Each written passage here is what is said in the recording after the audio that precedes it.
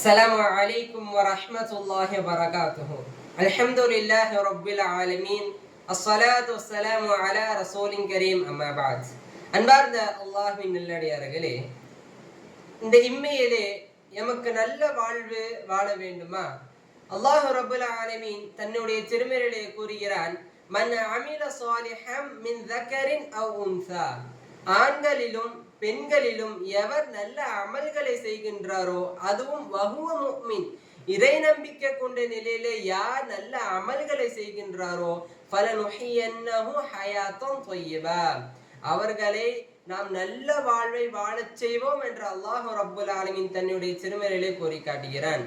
அன்பானவர்களே, இந்த துனியாவில் நாம் எந்த ஒரு நல்ல அமல்களை செய்கின்றோமோ, எந்த ஒரு இபாதத்துகளை செய்தாலும் நாம் உள்ள தூய்மையோட செய்ய வேண்டும், இஹ்லாஸான முறையில செய்ய வேண்டும்.